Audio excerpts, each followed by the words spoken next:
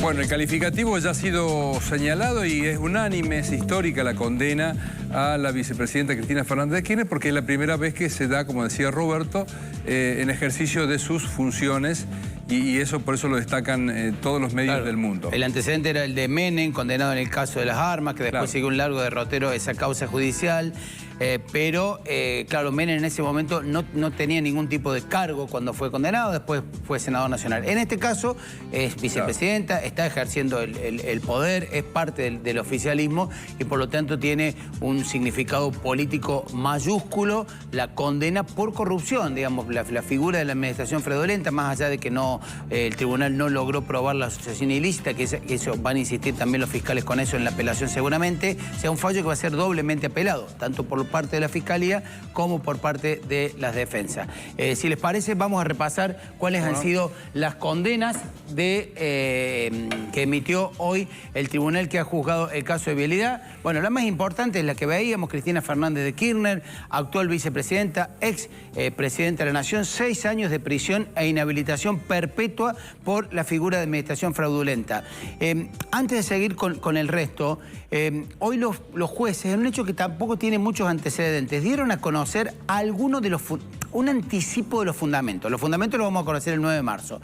Y ahí revelan que existía una trama a través de la cual se creó la empresa Austral Construcciones por la relación personal que tenían los Kirchner con Lázaro Báez y que esa empresa fue creada y manejada desde el gobierno nacional justamente para generar un perjuicio en la administración pública nacional y para quedarse con estos dineros mal habidos que el tribunal, como lo veíamos hace un ratito, los ponderó en alrededor de 84.000 millones de pesos. Ahora, Roberto, para muchos eso es una figura de asociación ilícita, ¿no? El haber creado una empresa, el haber puesto todos los recursos del Estado direccionados a Lázaro Báez y demás, bueno, en sí constituiría una figura de la asociación ilícita, ¿no? Sí, habrá que ver después con los fundamentos más finos. Pero repasamos el resto de los condenados muy brevemente. A Lázaro Báez, 6 años de prisión como partícipe necesario. Ahí no le ponen la figura de la inhabilitación.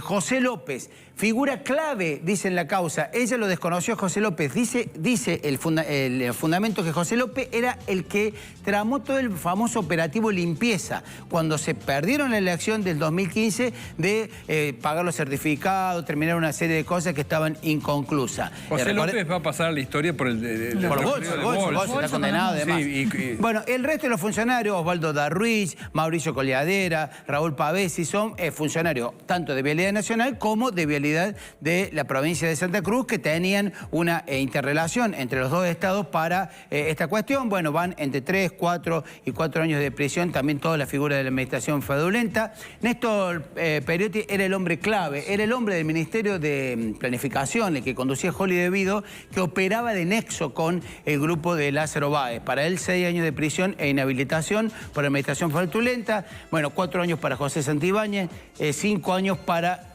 Juan Carlos Villafañe. Esto, decíamos, como parte del fallo clave, 84.000 millones fueron los que el tribunal evaluó que se generó un perjuicio. ¿Qué implica el decomiso? Bueno, que el Estado le tiene que sacar a los condenados de sus bienes y volver a recuperar el Estado. Ustedes citaban el caso María Julia Alzogaray, fue uno. En el caso de Lázaro Báez ya ha habido decomiso en el proceso de algunos bienes que estaban claramente que los había adquirido de manera irregular, pero para esto falta rato.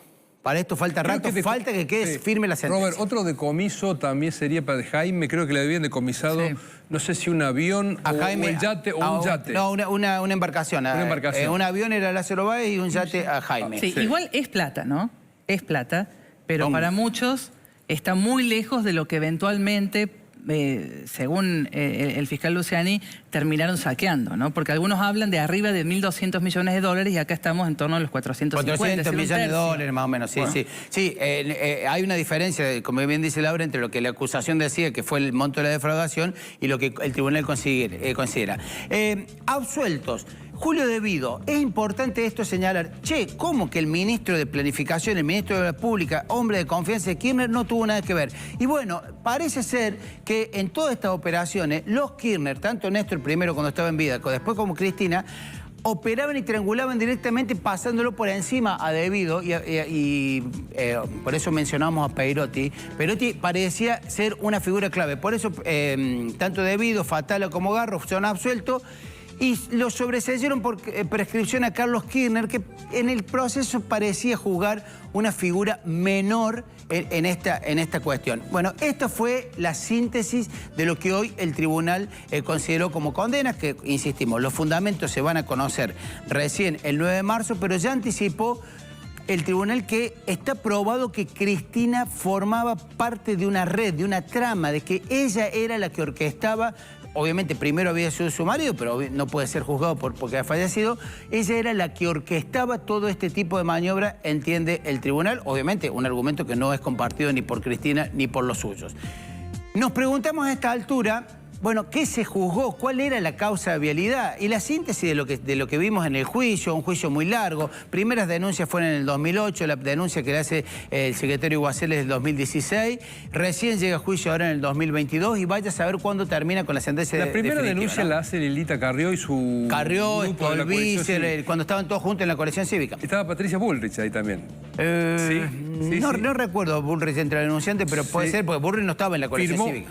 Firmó ella... Puede ser. Fueron las primeras denuncias sobre el tema de Lázaro Báez, se remontan en el 2008. Bueno, se monta una empresa unos pocos días antes, 13, 14 días antes que suma Néstor Kirchner el poder en el 2009, a nombre de Lázaro Báez, este hombre que había sido simplemente un cajero, un empleado del banco en Santa Cruz y que Kirchner lo había empoderado y lo había puesto a nombre de un banco que había privatizado. Kirchner había privatizado el Banco Santa Cruz y lo había puesto a Lázaro Báez, ahí comienza a construir la fortuna. Bueno, montan una empresa.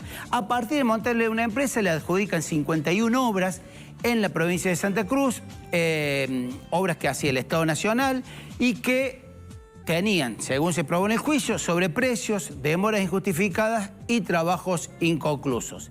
A partir de esta cuestión, insisto, son todas cuestiones que han sido ventiladas en el juicio y forman parte de los fundamentos que ha adelantado el tribunal, se armó una estructura de corrupción en la obra pública. No se trató de hechos aislados. Tanto los fiscales como el tribunal insisten que había una matriz de corrupción en la obra pública para recaudar dinero. Es más, da a entender en los fundamentos que esa matriz de corrupción varía a lo que habíamos visto fundamentalmente en las condenas de corrupción de Menem, porque la empresa era de ellos. ¿Qué hacían los gobiernos como los de Menem o otros gobiernos que han hecho actos de corrupción? Le pedían al concesionario una coima. En este caso, lejos de pedir una coima, montaban el propio gobierno, los propios funcionarios, en este caso el presidente y la vice, montaban su propia empresa. Sí, se quedaban con las empresas. Roberto, los fundamentos, ¿no?, de la sentencia para ver por qué los jueces han entendido que eso no es una asociación ilícita, porque tiene que perdurar en el tiempo. Acá la maniobra se repitió al menos 12 años de gobierno y tiene que haber sido montada para...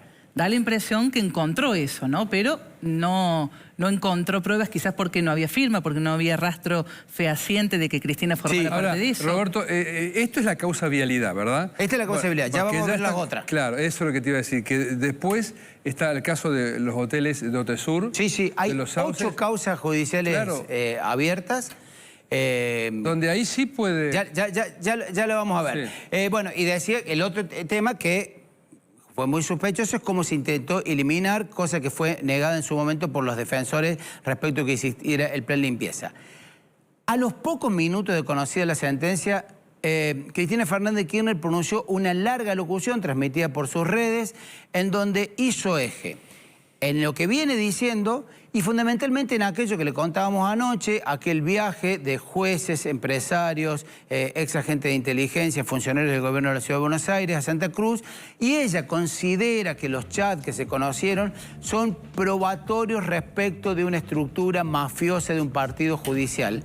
Y obviamente hizo muy poca referencia a la causa en sí misma, dice que no hubo delito y que si eventualmente hubiera delito habría que apuntarle a sus ex jefes de gabinete, Alberto Fernández, Sergio Massa, Aníbal Fernández, pero no los nombró, pero dio a entender que ellos debieron haber sido investigados, pero dijo que no había delito. Pero fíjense cómo arrancaba Cristina esta especie de alegato después de la sentencia. De la Nación, en este caso la presidenta, no es responsable de la ejecución y administración del presupuesto, porque después de la reforma del año 94, quien tiene la responsabilidad, el deber jurídico, o sea, que puede ser demandado si incumple ese deber, de administrar y ejecutar el presupuesto de la Nación Argentina, es la figura del jefe de gabinete. Curiosamente, en este juicio, los jefes de gabinete solo declararon como testigos. Y esto no significa que quiera decir que ellos tienen responsabilidad alguna, porque a lo largo de todo el juicio también se probó que ninguna de las aseveraciones, de las mentiras que dijeron los fiscales Luciani y Mola en su alegato histriónico eran ciertas. Bueno, ahí le tenemos a Cristina sí, planteando lo que hasta ahí no había novedades, digamos. Sí. Es lo que viene diciendo que ella es víctima de una persecución, de que los hechos delictivos que se le acusan y que le acaba de probar un tribunal no ocurrieron. Y planteando que hay una corporación. Pero después empezó con este tema de los chats, planteando que en realidad no es una corporación, no es lawfare, sino es una mafia. Usó más o menos unas 6, 7 veces a hablar de, en un momento dijo, una mafia asquerosa, que es la que lo condenó. Y en el tramo final hizo el pronunciamiento político más importante. Decía esto Cristina. No voy a someter a la fuerza política que me dio el honor de ser 2 veces presidenta y una vicepresidenta a que la maltraten en periodo electoral con una candidata condenada, con inhabilitación perpetua, con administración fraudulenta por el Estado, a mi administración fraudulenta por el Estado y a estos, los amarillos, que nos dejaron 45.000 millones de dólares con el Fondo Monetario Internacional, se pasean orondos en los aviones de Clarín. Bueno, no voy a ser candidata. Es más, una muy buena noticia para usted, Manieto. ¿Sabe por qué? Porque el 10 de diciembre del 2023... no voy a tener fuero, no voy a ser vicepresidenta, así que le va a poder dar la orden a sus esbirros de la Casación y de la Corte Suprema que me metan presa. Sí, pero mascota de usted, nunca, jamás, ¿entiende? Nunca, jamás. No voy a ser candidata a nada, ni a presidenta, ni a senador. Mi nombre no va a estar en ninguna boleta. Termino el 10 de diciembre y me vuelvo como me volví el 10 de diciembre del 2015 a mi casa, a la misma casa de donde salí un 25 de mayo del 2003 para acompañar a quien fuera mi compañero. Bueno, ahí está lindo para analizarlo desde lo gestual, ¿no? Cómo para mí se desequilibró al final, se sacó. El punto es si será así, ¿no? Que realmente no va a ser candidata. Claro. Yo creo que todo el discurso apuntaba a eso, a decir, claro, a dejar este mensaje, no voy a ser candidata. Ahora, hay 2 posibilidades.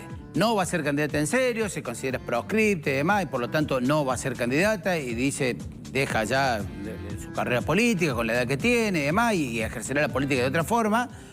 O la otra, como sabe que la sentencia no es de cumplimiento efectivo, o sea, como la sentencia que le inhabilita en forma perpetua a ejercer cargos públicos recién se va a poder ejecutar cuando esté firme, y eso va a pasar dentro de varios años, pueden llegar a pasar 6, 10 años para que pase, como sabe que eso no está firme, entonces plantea esto, no voy a ser candidata para desatar el operativo Clamor, para generar su propio 17 de octubre, recordemos, 1945, Perón preso, 17 de octubre, piden la liberación y se inicia el proceso del peronismo.